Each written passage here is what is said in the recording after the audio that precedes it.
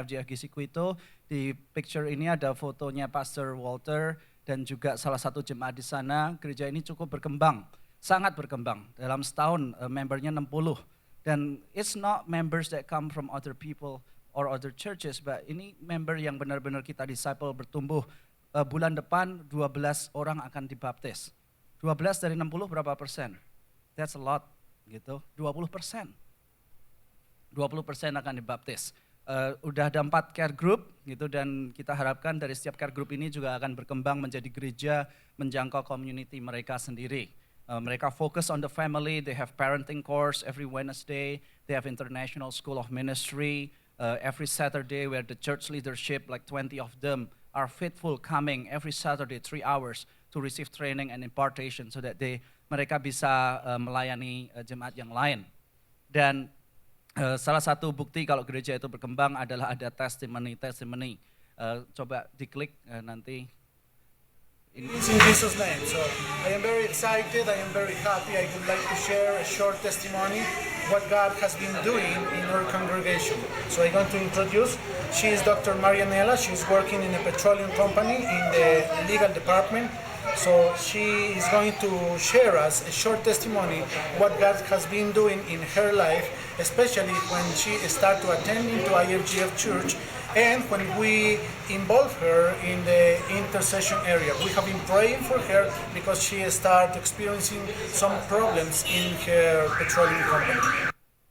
Ya, singkat cerita melalui pengalaman yang dialaminya, kesulitan-kesulitan, Tuhan menggunakan itu untuk promote dia sehingga dia bisa menjadi pemimpin yang baik di dalam legal division dalam company-nya dan menjadi berkat bagi banyak orang juga di luar gereja.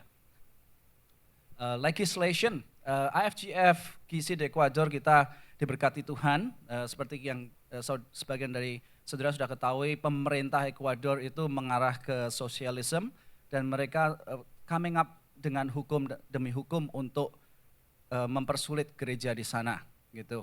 Salah satunya setiap dari gereja selain gereja Katolik itu harus apply ulang legal status mereka dan kalau mereka tidak memenuhi legal status itu mereka bisa ditutup gitu. Jadi at least 800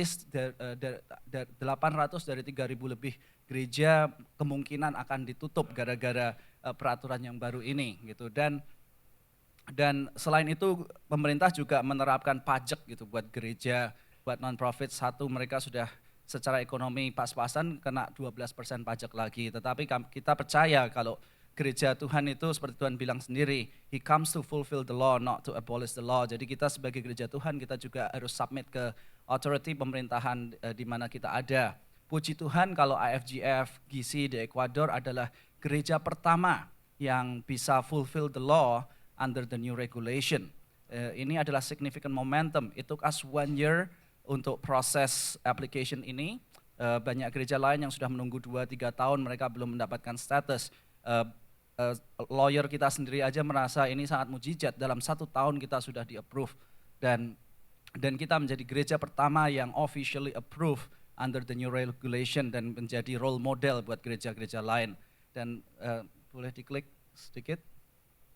So IFGF today is Saturday, May the 16th, and today we're gonna witness something that is very important to our church growth in IFGF GC Ecuador. Yesterday, Walter received a phone call from Dr. Jairo Moreno, who is our legal representative. What did he say on the phone? Oh, I was very enthusiastic because I just listened from him that he said, well, Pastor Walter, I really have a wonderful and great news for you and especially for IFGF ministry. And I would like to give you this new person to person because you will be very excited and very enthusiastic. So shortly we will meet with Dr. Moreno and we'll see what he has to say about our church in Ecuador. Thanks. La documentación Here is the full documents de parte de la República del Ecuador, from the Ecuadorian government del authorities, Ministerio de Gobierno, especially from the Ministry Policía, of the Government, Police, cultos y Codes, municipalidades, Municipality, en la cual le confiere and here we la have personería jurídica the legal a personnel la primera iglesia to the first church en la República del Ecuador, in the country of Ecuador con acuerdo ministerial with a 176 ministerial agreement de abril 176 del 2009. on April 8 of 2009. la cual servirá This will be como modelo the oficial main model, por official parte del model, gobierno del Ecuador established by the a government of todas Ecuador las iglesias for all churches en todo el territorio in this nacional. country. Entrego formalmente. I give you in a formal way. Thank you, Dr. Moreno. Thank you.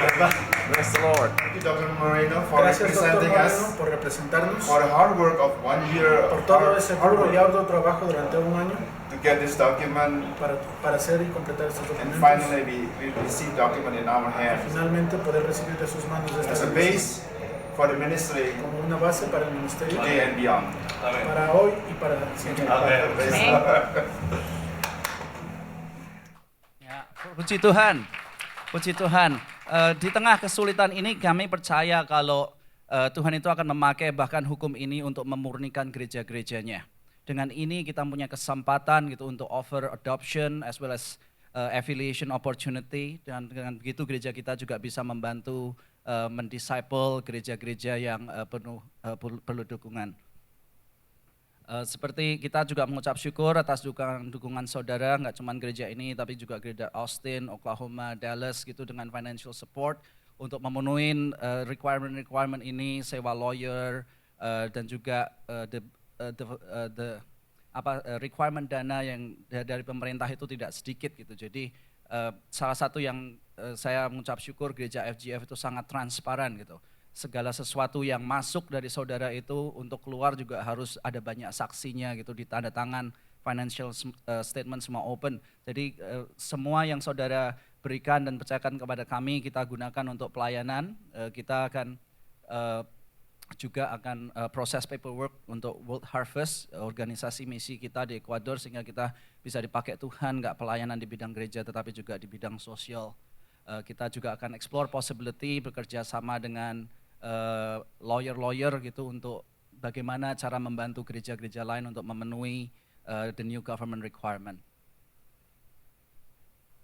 Kita diberkati Tuhan dengan satu gereja lagi yang menjadi bagian dari IFGF Church Network. Ini dokter boleh diklik.